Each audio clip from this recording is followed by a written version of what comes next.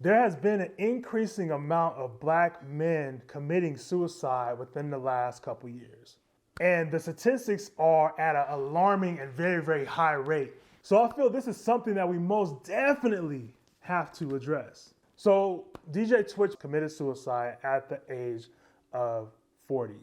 And DJ tWitch was primarily known for his involvement with the Ellen DeGeneres show and also the show So You Think You Can Dance. And before we go any further, my condolences to the family, my condolences to those who are close friends of DJ tWitch. May I hope that you guys find healing in your grieving process.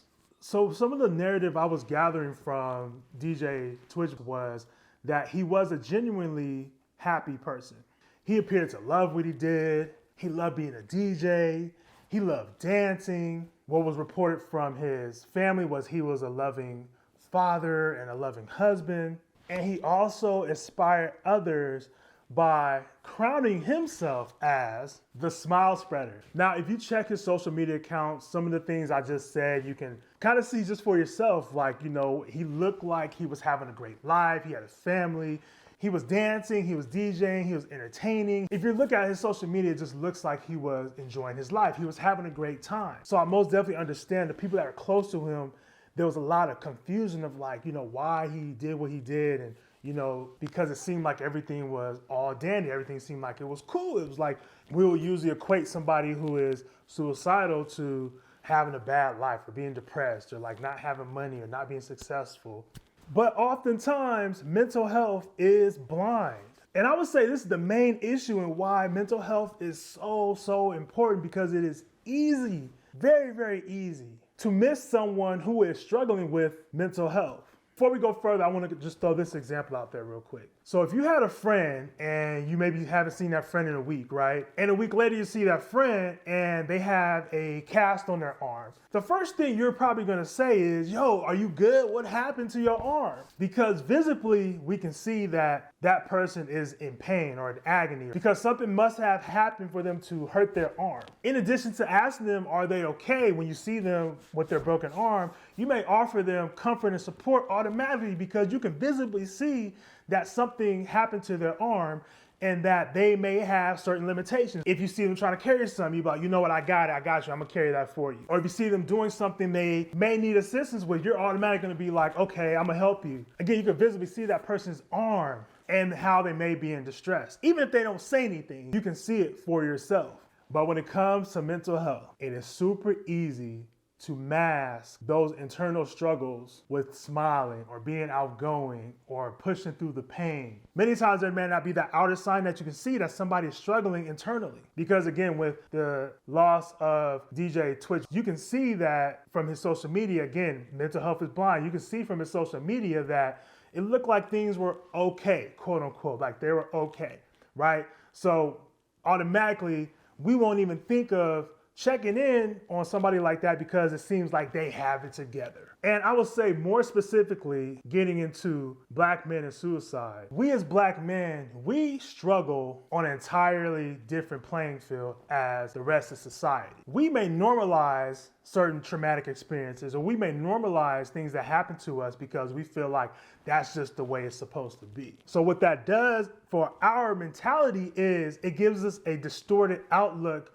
on how to live. And we act like things are normal or things are good or we're maintaining or we're cool, but we get these reminders that things are pretty messed up. We normalize being targeted and being profiled. We normalize being harassed by law enforcement.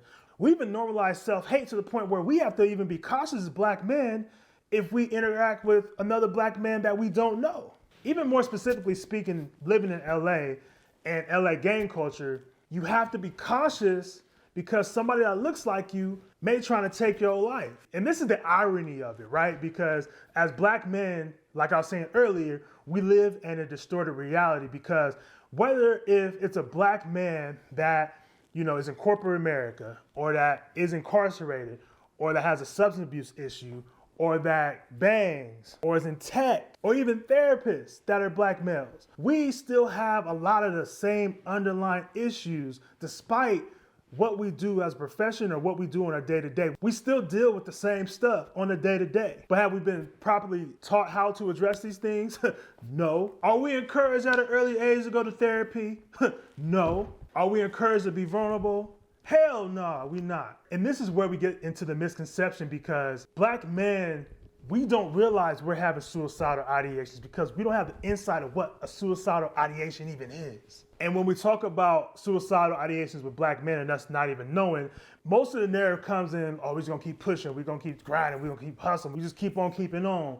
When essentially, like, many of us are sitting here in depression, not knowing how to navigate around that depression because we really don't know what's going on within ourselves. So how the hell are we supposed to know how to get help? How the hell are we supposed to know how to seek therapy and seek treatment? Because we're sitting here normalizing our depression. We're sitting here normalizing the things that are bringing us down. We are normalizing having suicidal ideations and not getting help. And essentially it goes back to this stigma around Black men not being able to seek help. I remember growing up and hearing that suicide was a white people thing. Like, Black people, we don't kill ourselves. You know what I mean? Black people, we don't kill ourselves.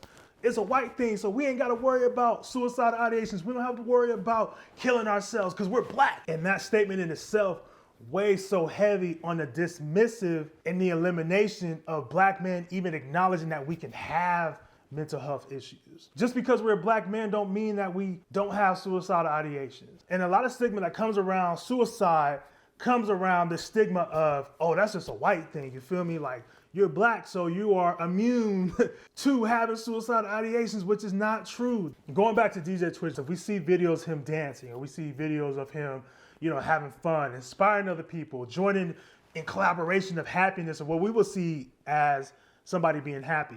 So we can no longer assume that if somebody's happy, they don't struggle with suicide. Again, as Black men, we deal with a lot of injustices and confusion about our role in society. And we really can't even talk about Black men and suicide without talking about the placement of Black men and the systemic issues in our society that may trigger Black men to have suicidal ideations. Let's talk about mass incarceration just for a bit as an example. If a Black man is incarcerated, that man is now have external barriers that he must overcome in order to become, quote unquote, sustainable in society. Even to this day and age today, if you're incarcerated and have a felony on your record, you are limited to access to certain jobs. If you have a felony on your record, you are limited to access to certain student loans to further your education. And let's talk about the traumatic experiences that has to do with incarceration, because I don't feel like anybody even really addressed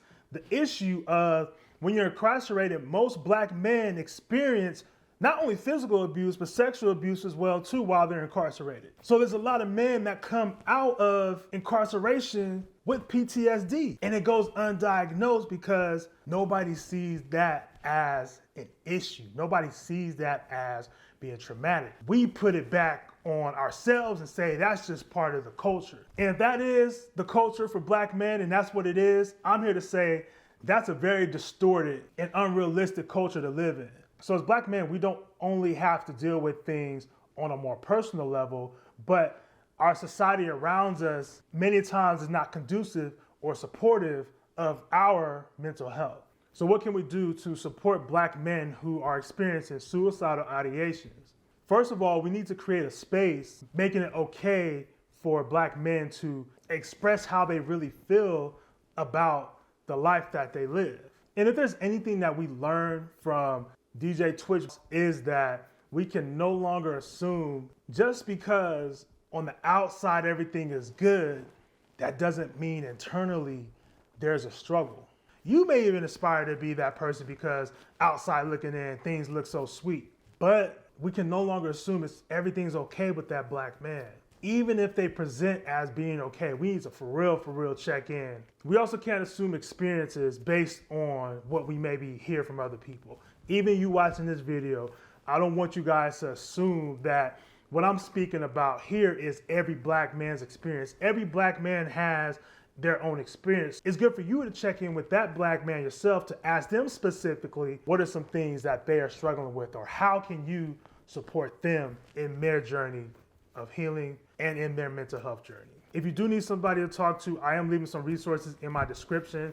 There is a suicide hotline. If you are having suicidal ideations, or if you know somebody who is having suicidal ideations, please encourage them to utilize that number so they can get the help that they deserve. Again, thank you guys for tapping in. My name is Terrence, the therapist. Y'all take care. Peace.